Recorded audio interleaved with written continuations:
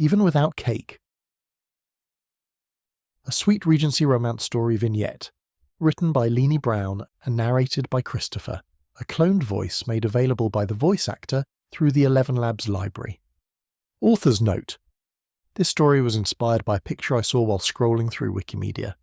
It was a picture of a lady serving a gentleman a cup of tea at a table in the garden, while an older lady dressed in drab clothing and wearing spectacles under her large bonnet watched the proceedings carefully.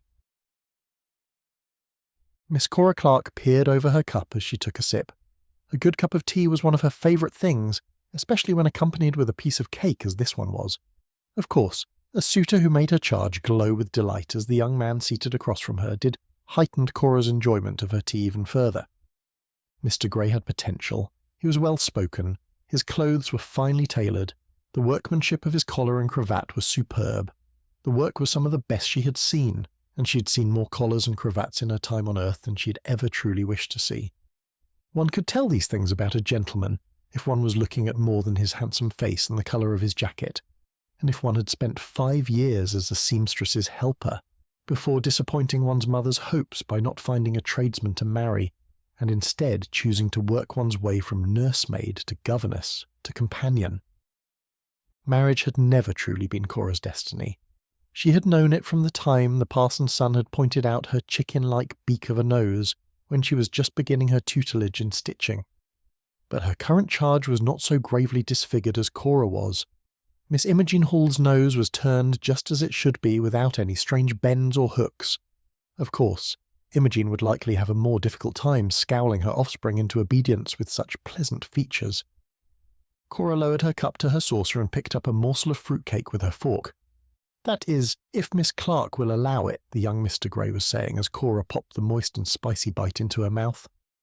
Treats such as these were but one of the blessings of finding oneself in the employ of a family as charitable and lovely as the Halls. She will have to take Molly, Mrs. Audrey Brooks, Imogen's elder sister, and Cora's former charge, inserted into the discussion of a possible carriage ride. "Oh, of course," Imogen agreed. "I am certain Mr. Grey did not think that he and I would go alone. May I accept?"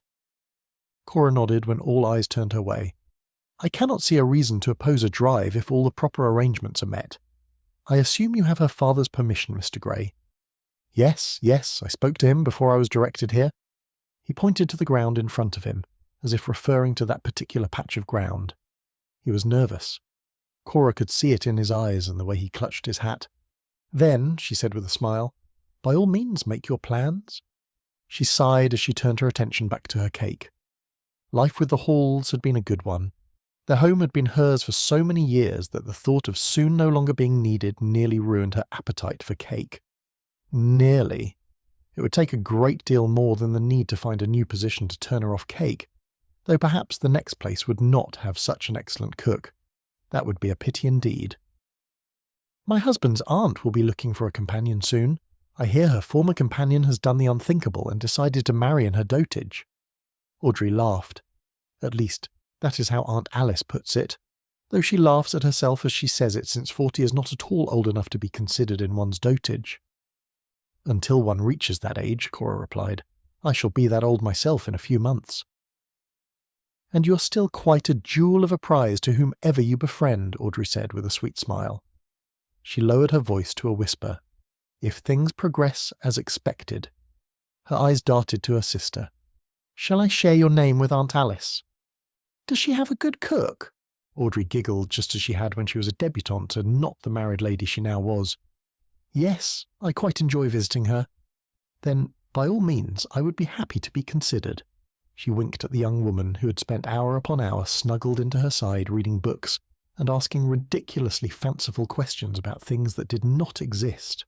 The same young woman who shared a fondness for cakes and biscuits. As long as she could be part of the world in which her girls, Audrey and Imogen, moved, so that she could know they were well and how they were progressing in life, Cora would be content, even without a fruitcake as good as the one they shared today. Thank you for listening to Even Without Cake. I hope you enjoyed it. If you did, please help other readers find it by liking this video and sharing it. And don't forget to subscribe to the channel and turn on notifications to be notified when I upload another video.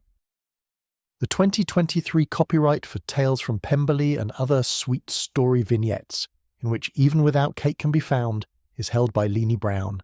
All rights reserved.